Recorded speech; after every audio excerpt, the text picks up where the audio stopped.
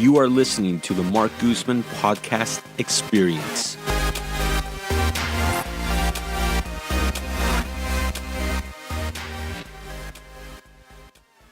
We are lucky to live in a state like California that provides us such a diverse ecosystem for us to learn about. Located in the Marin Headlands, the Marine Mammal Center for years has worked hard to preserve the health of Northern California's coast and the wildlife that populates it. Our guest today is one of the many veterinarians at the Marine Mammal Center who works tirelessly to save nature's animals. Please welcome to the podcast Dr. Abby McClain. Dr. Abby McClain, I want to thank you for being on the podcast, and I'm excited to get right into this. So thank you for taking time out of your busy day to be on the podcast. Absolutely. Thank you for having me, Mark. So let's get right into it. So what exactly is your position? So I am currently the intern veterinarian at the Marine Mammal Center, our main hospital site that's located in Sausalito, California. And when did you decide to become a veterinarian? I actually decided quite a long time ago, it feels like to me, when I was in third grade. I've always grown up with animals. In the grand scheme of things, I haven't had a lot, but I've always at least had dogs and goldfish and hermit crabs, and I fell in love with them and really, really enjoyed treating them. So back in the day, I thought it was really fun to bottle feed or use an eyedropper with some formula and feed the little squirrels in my neighborhood that would fall out of the trees and lose their mother, and I really fell in love with animals then. And then I was able to actually travel to the wonderful state of California and see the ocean for the first time because, surprisingly, I'm not from here. I'm from Iowa originally, which is landlocked, and there are no marine mammals in Iowa. Lots of corn out there. Lots of corn and lots of soybeans, but nothing like a sea lion or a seal. So I was able to come out to California when I was really young and just fell in love with the ocean. And ever since then, I knew I wanted to be a veterinarian and more specifically work with marine mammals. That's awesome.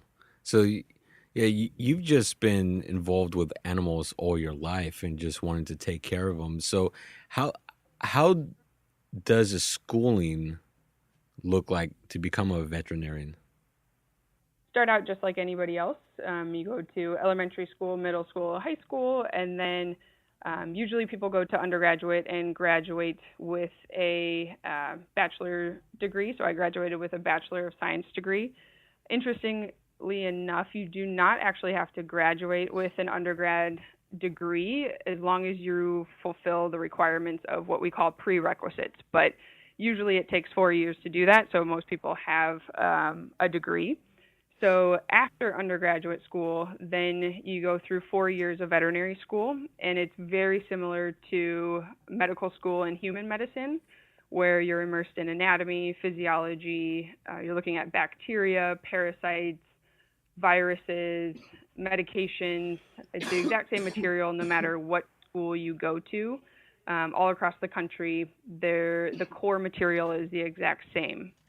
And then after 4 years, you take this big board exam, and when you graduate and pass that exam, you are a veterinarian, and what you do from there is completely up to you. So a general practitioner, which would be equivalent to probably a family practitioner, from the day you graduate and pass that exam, you can go ahead and practice medicine, a lot of surgery and general practice.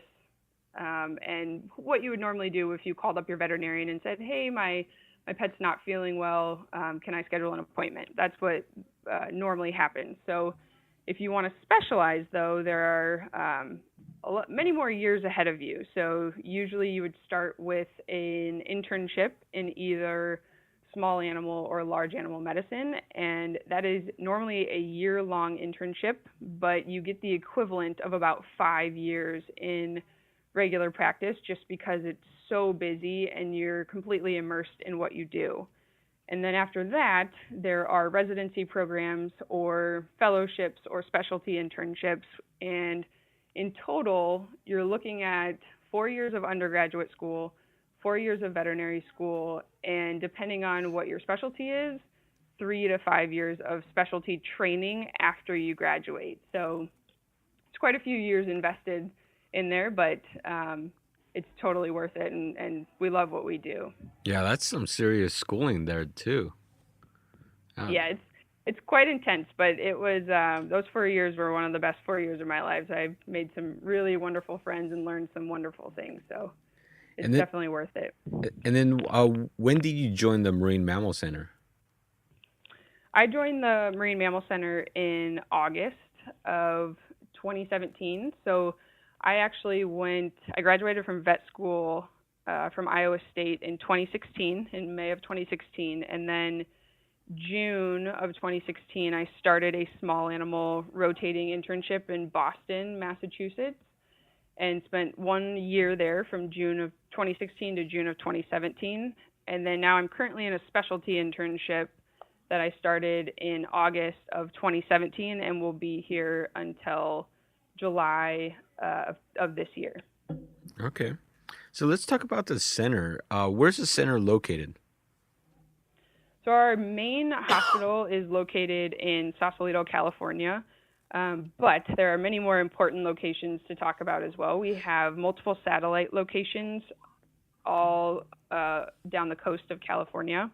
So in case you didn't know, or if your listeners didn't know, we are the largest marine mammal hospital in the country and potentially even the world.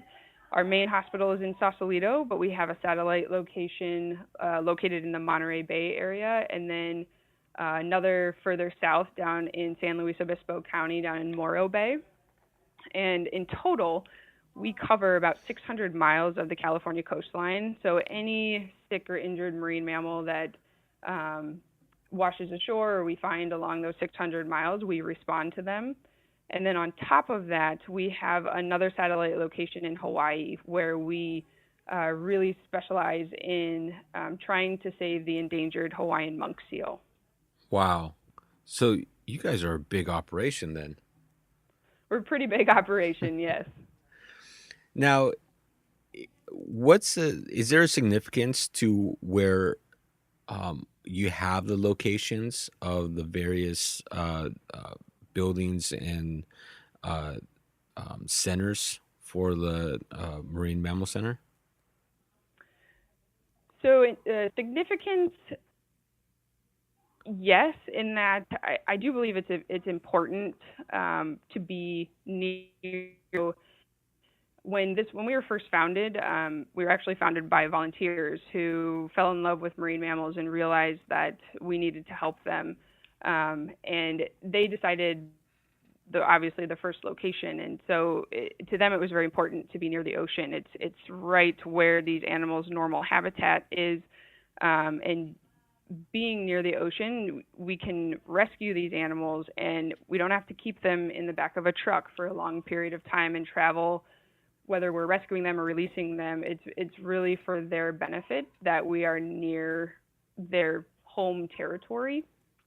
The locations along the coastline, we're actually a part of a large stranding network all throughout California.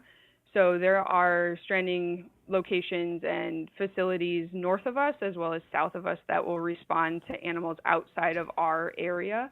So our locations, yes, they're important as to where they are, because if you actually look at them, they're about halfway. They split our area into thirds.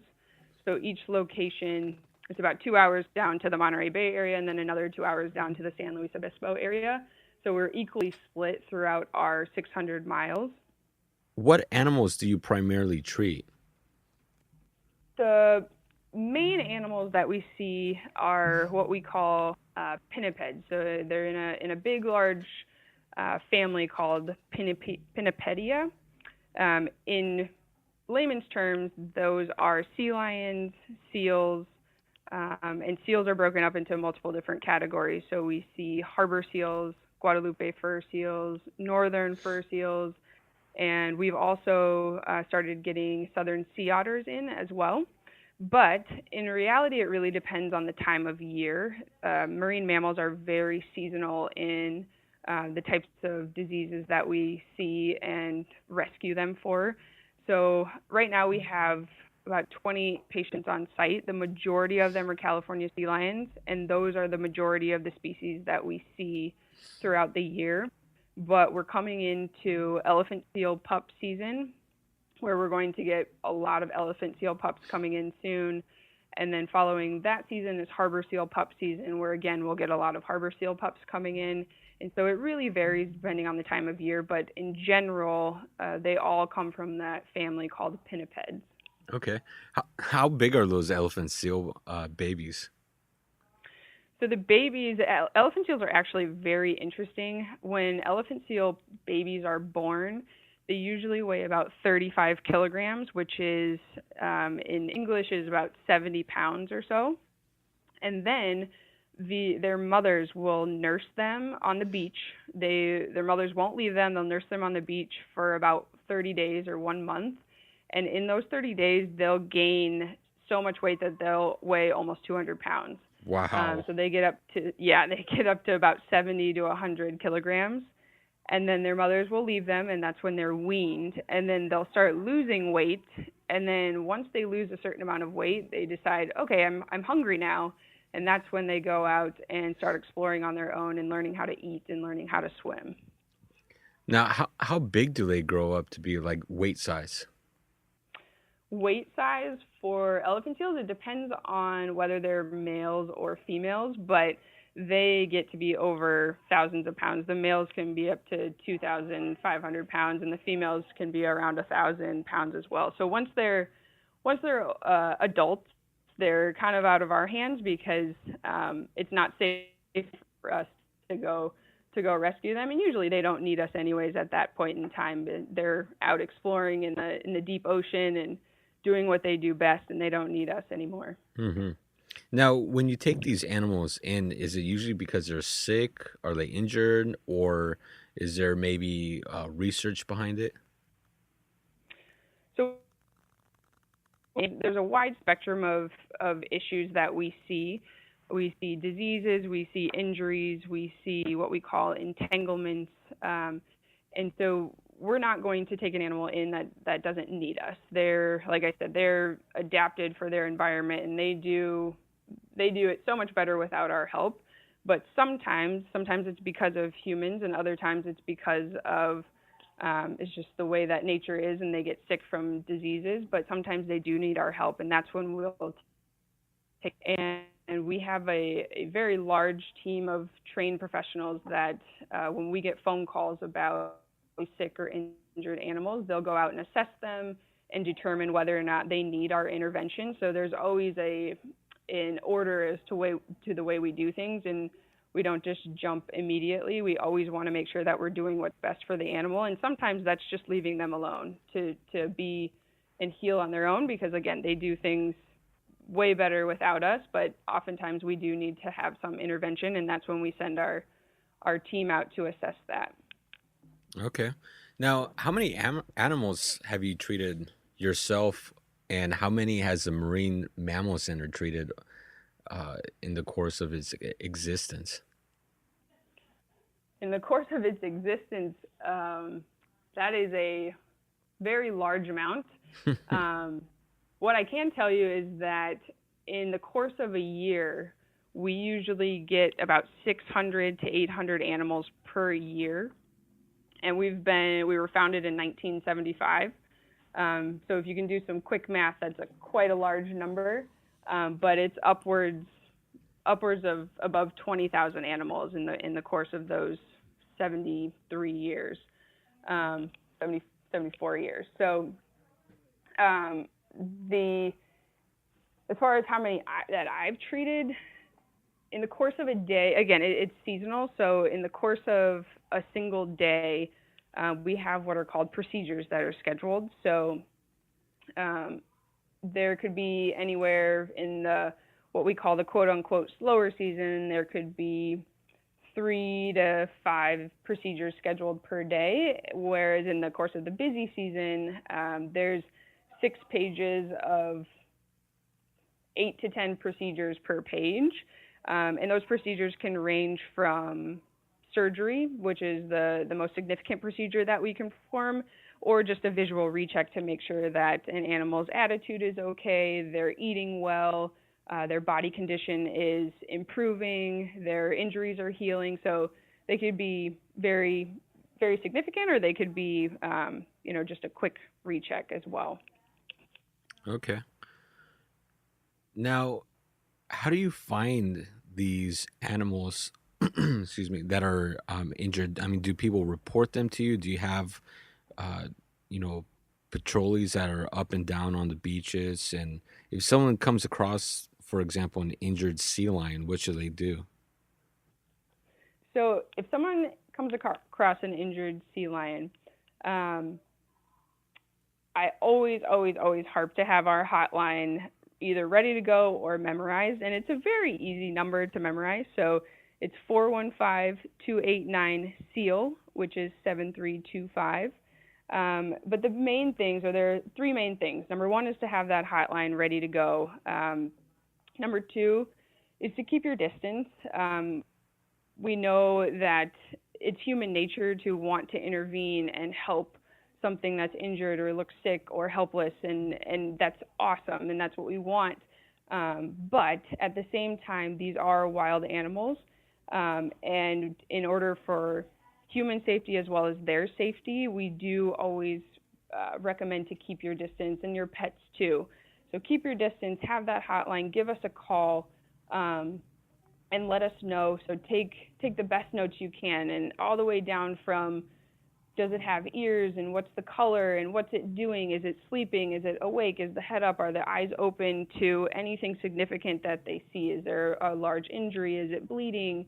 Tell us exactly what you think's going on. And we really, really rely on the public to be our eyes and ears out there. That's where we get all of our calls from, and that's how we know that there's something out there that needs our help. So we truly appreciate it, and we always, always, always really, really appreciate these phone calls that we get, and that's what we rely on. Like I said, the public are our eyes and ears.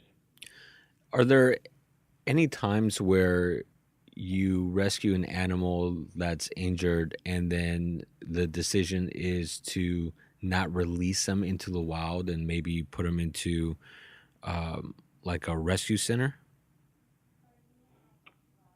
Normally, our main goal is obviously rescue and then rehabilitation. But as a veterinarian, it is my job, and I took an oath to make sure to do things that are in the best mindset and condition for that animal. So the animal's welfare is my number one concern. So with that being said, I want to release this animal back into the wild where it came from. However, if that means that I'm releasing it into a potential environment where it's not safe and it has a very poor chance of survival, then sometimes we do have to make a decision of whether or not it's appropriate to release this animal. And sometimes that decision is actually always that decision is not taken lightly, and it's a very difficult decision because some of the happiest days are when we can go out onto those releases. But there are times when we can't do that, and if that means that the animal gets to be placed in a facility where it gets round-the-clock care and veterinary care and food and is enjoying itself, then sometimes we do have to make that decision. And other times that decision also involves humane euthanasia, which is a very big part of veterinary medicine in general, because that oath that I took says that I am considering all animal welfare, and I'm doing no harm. And sometimes we have to take a quick step back and say, I want to treat this animal really bad, but is it better for the animal if I don't and actually end its suffering and pain? Or do I really think that this animal can be released, and am I really helping it, or am I just trying to do the human thing and do everything that I can? And so those decisions are always difficult, but there are times, although very few and far between, thankfully, there are times when we do have to make those decisions. Hmm. Now, if you decide to release, I mean, well, most of the animals are released back. What does that process look like? Are there regulations and red tape that you have to handle first before releasing an animal back? From the veterinary side of things, our main concern is whether or not that animal will survive if released. So my main goal is to diagnose an animal when it comes through the door and treat it appropriately, get it, and then determine whether or not that disease or injury or whatever caused it to strand in the first place has been appropriately treated and resolved in order for him or her to be successful out in the wild. As far as red tape is concerned, there are not many rules and regulations that I have to go through, except for my own personal rules and regulations, and that's, again, to make sure that that animal will be successful in the wild. So there are release exams that we do as veterinarians to do a full physical exam, blood work, imagings, which are x-rays, ultrasounds, anything that we can gain from that animal as far as information to determine what the health status is of that animal, we do at that release exam. And then we look at all of the progress that that animal has made since it's been here and determine whether or not they are okay to release. And again, that means whether or not they will be successful in the wild once they are released. And then our release sites are very important as well, because we always want to give the animals the best chance that they have once they get back out into the wild. So one of our favorite spots is up in Point Reyes. That's actually a peninsula that's, I think, the peninsula that sticks out furthest into the Pacific Ocean and gives them the best chance to get out to that continental shelf where they can forage and where a lot of their food source is. And so we want to get them as close as we can to that area so they can acclimate back into the wild, learn to catch food on their own, and realize that, oh, my food's not going to be thrown at me anymore, and it's a lot more difficult to find it in this much larger pool than it was where I was before. And so we always want to give them the best chance that they can once they are released. Okay. And then do you tag the animals and keep track of them for like science and future reference? So tagging, there are multiple different tags.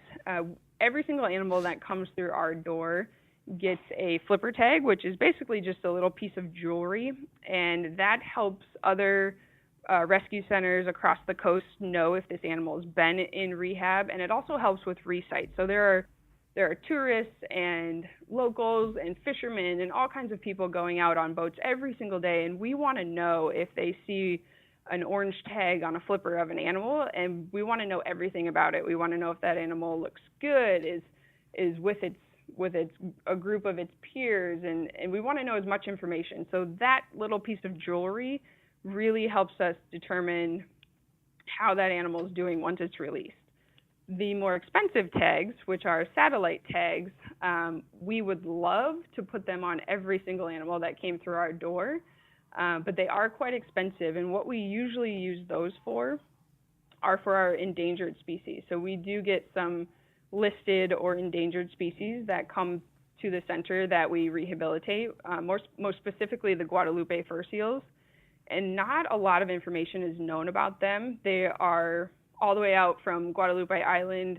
They're these fur seals that forage in the really deep ocean. We call that the pelagic foraging. So we don't get a lot of information from them. So if we happen to get one of those and they are stable enough to be released, we will put satellite tags on them. And we have gained so much information about where they forage, where they hang out, where their rookeries are, what their basically their life history is. And so with that information, we can better treat them if and when they do come to us in the center. We can better monitor their progress and hopefully encourage more of a recovery of that species. So those are the types of tags that we'll put on.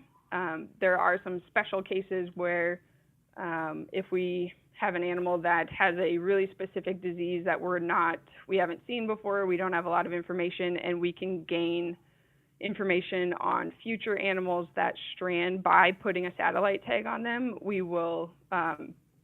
used a satellite tag for those situations. but most of the time we use it to help with our species survival. And the Guadalupe fur seals are one of the main examples of those right now for us. Okay. What are some of the more unique animals that you've seen come across the center? Rotating back to the Guadalupe fur seals, I think those are the ones that are The most unique. extremely, yeah, really unique for us, because like I said, they're very rare to see. You know, they're not like your sea lions that you'll go to Pier 39 and listen to barking all the time, and the harbor seals that you can see out in the boats just basking out on the rocks, or when you're doing your paddleboarding or kayaking. They're really out there on Guadalupe Island where most people don't get to go. So when we get those animals in, those are really unique, and there's a lot of information that we can glean from them by those satellite tags. So that's a really, really exciting and interesting, I don't even know if I would call it research, but one of the projects that we were able to do, being the center and being able to rehabilitate these sick animals. When we do get one of those in, it's really important that we are able to diagnose them appropriately, release them, and being able to follow them once they're released is really, really important. Some of the other ones that we may not see in California quite as much because they're a little bit further north are stellar sea lions. Those guys are really fun and really interesting, and their personalities, even though they're sea lions, are so different from our California sea lions. So they're really fun to be able to learn from and watch them interact with other species. And Where would you find those? Those we can find them anywhere. So they can come down to our 600 miles of coastline. We've found them there. They'll strand, but oftentimes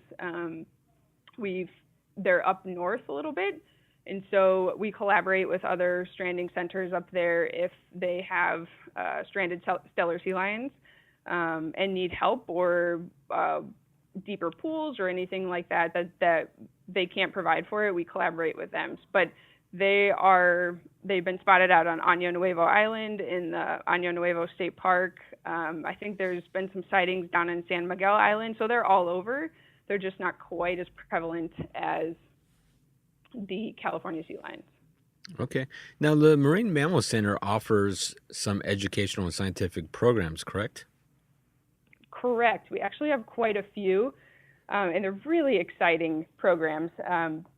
We target many different audiences, but we're really, really targeting basically the next generation of ocean stewards and ocean ambassadors. So I could go on all day about our education programs, but I'll save you that misery and just talk about a few of them. Some of the ones that are my favorites. So we have a program called Ocean Ambassadors, where at no cost to this middle school, it's a middle school program, but at no cost to them, we provide 1 year of basically marine science curriculum, and they're able to learn basically marine biologists or veterinarians, conservation, all kinds of different information about marine science.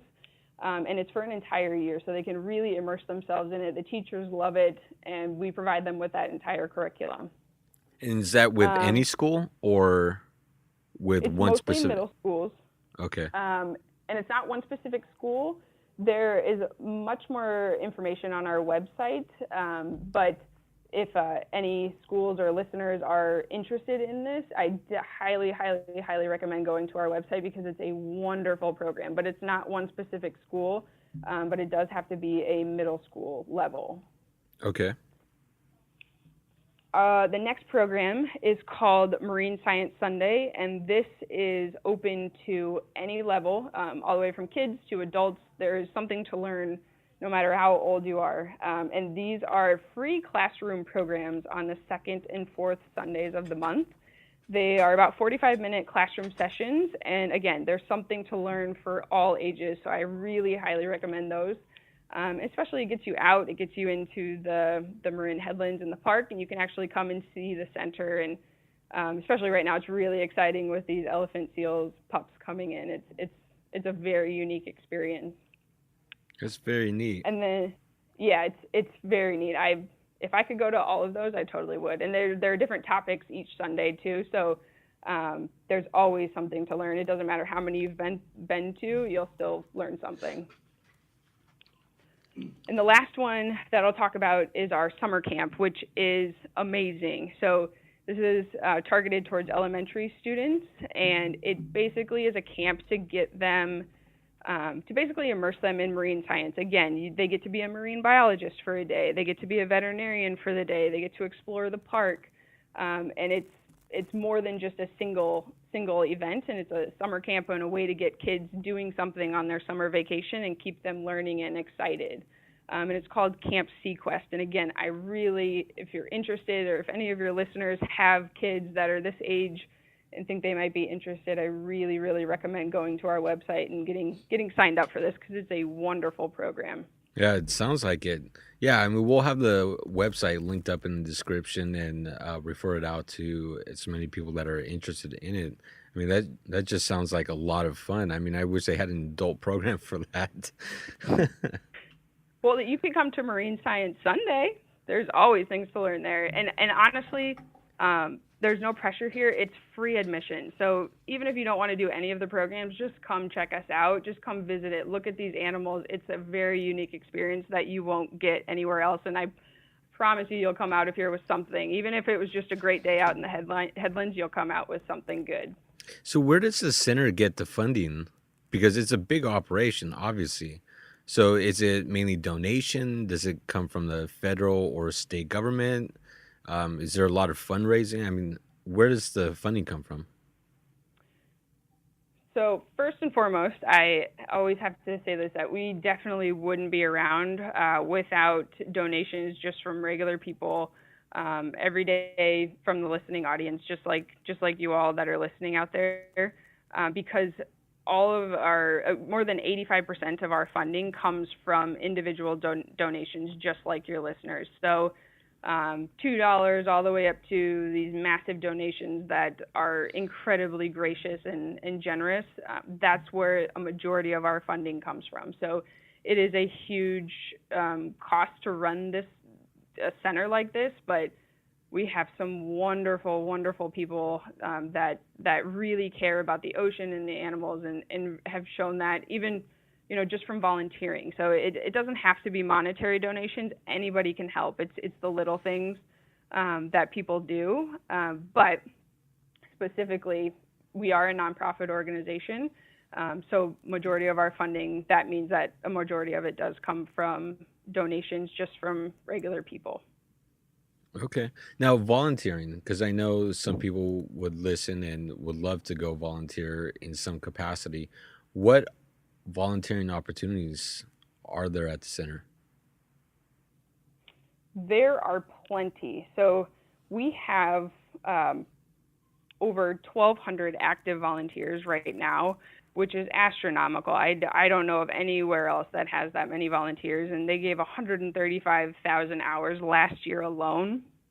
So we have plenty of volunteer opportunities, whether that is working on an animal crew, which is what I see a lot, all the way down to being a docent, which is telling the members of the public that come in and look, and just explaining what this animal is, why it's here, how they can help, and talking about conservation and talking about ocean health, and just talking about the center in general. There are plenty of volunteer opportunities, and I really, if you do have listeners out there that want to get involved, I would definitely visit our website, which is, I know you'll link it up, but it's marinemammalcenter.org, and there's a tab on the main headline that says volunteer, and all of those opportunities will be listed under there.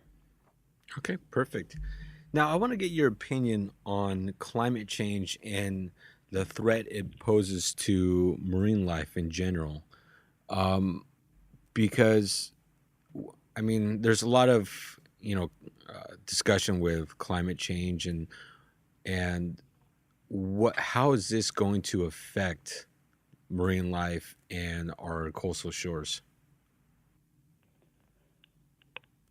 First and foremost, I think what we've learned over the years here at the center specifically and all across the world is that marine mammals are basically the sentinels of the sea. So when we look at different ways to determine whether or not our ocean is healthy or not. The first thing we see is whether animals that live there and call the ocean home, whether or not they're healthy. So if the animals are healthy, our ocean is healthy. I think the biggest example I can give you is in 2015, we actually had a record-breaking year for the number of animals that stranded. And I don't know if you remember, but there was a big warm water event, and it was called the Blob, and it stretched from Southern California all the way up to Alaska. And when that happens, when the ocean warms, it pushes all of these marine mammals' food sources out deeper, into deeper water where it can be cooler so they can get away from the surface. And that means it's further away from shore. So what we found was happening were a lot of these pups, whether it was a lot of sea lion pups, but any pups that were born, their mothers have to feed. And so when their mothers leave them on shore, it's a normal thing. They have to leave them to go eat and nourish themselves in order to produce milk to feed them and get them strong and healthy. But in 2015, when we had this warm water event and they had to leave, they had to swim way further out than they were normally would, and that they were prepared for in order to find food.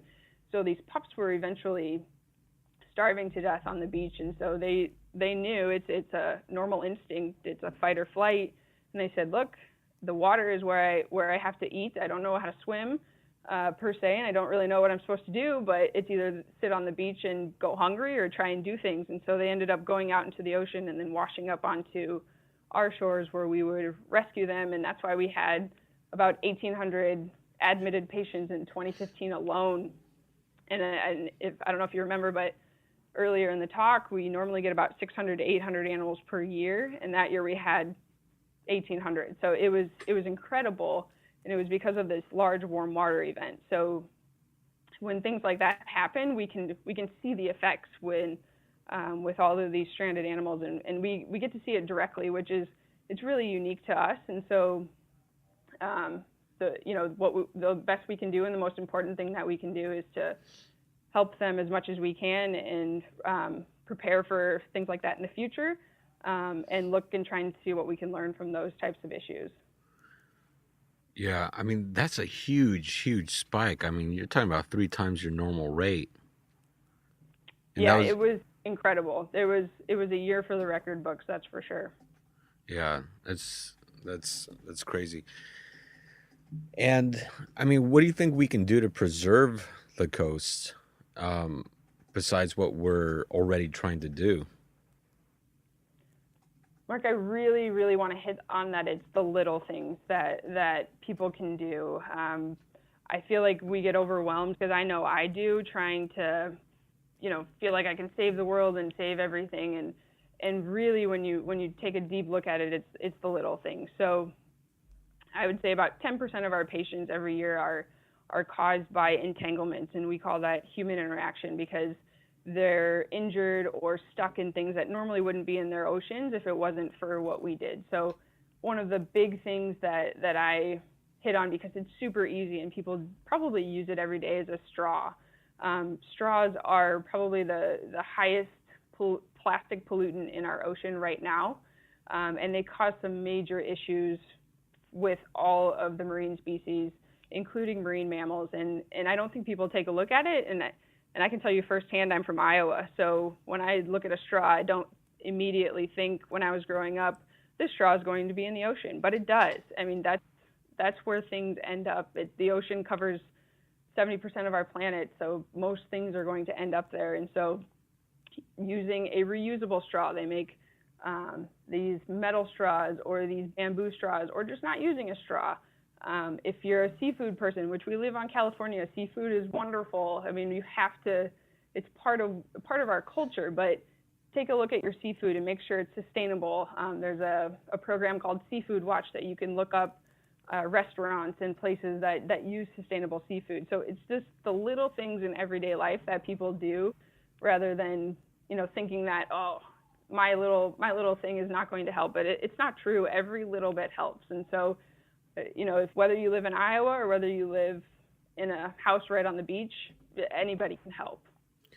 I would not have thought straws would be the number one pollutant in the ocean right now? Like, I know nobody does. yeah, Nobody usually does. And when you then think of it, you think of, plastic bottles, you think of maybe plastic bags, but you don't really think of straws.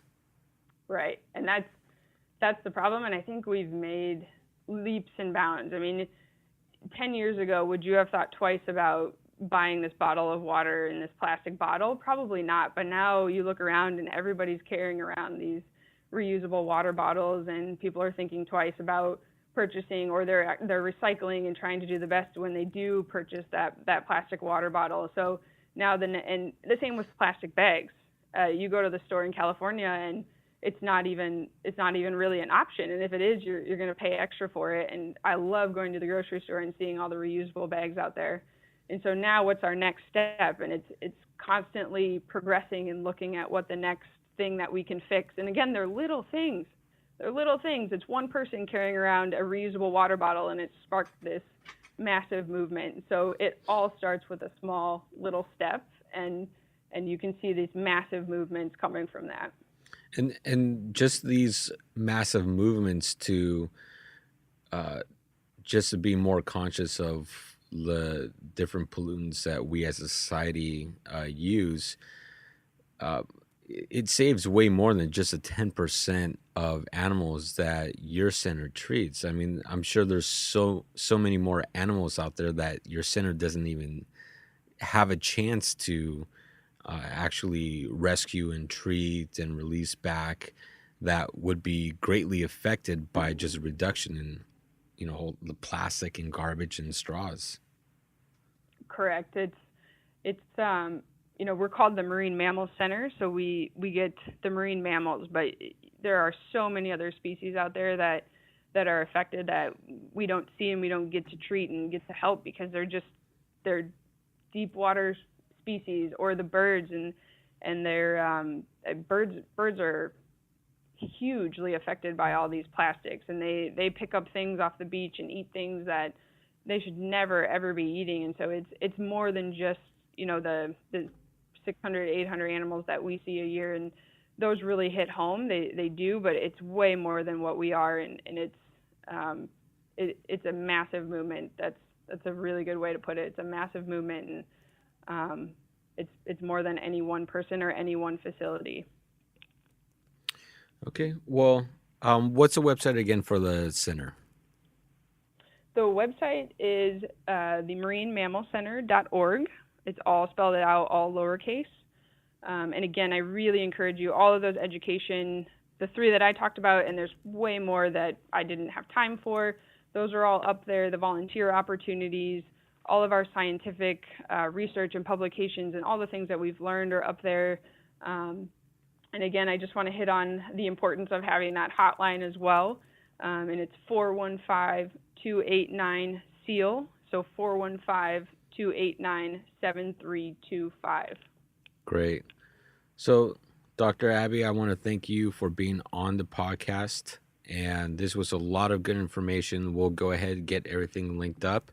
And good luck in continuing what you're doing and saving animals.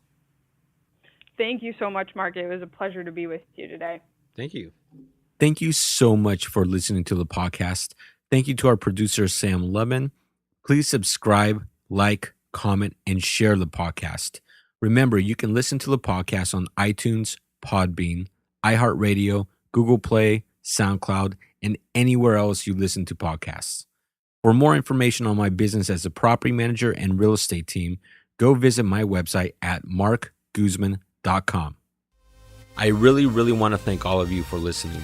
It means the world to me, and I hope today's episode provides you value in your day-to-day life. I created this podcast to help showcase the many great people that live in this world and help share some knowledge that I've learned along the way in life. Again, thank you for listening. Check out our sponsors, and I'll catch you on the next episode.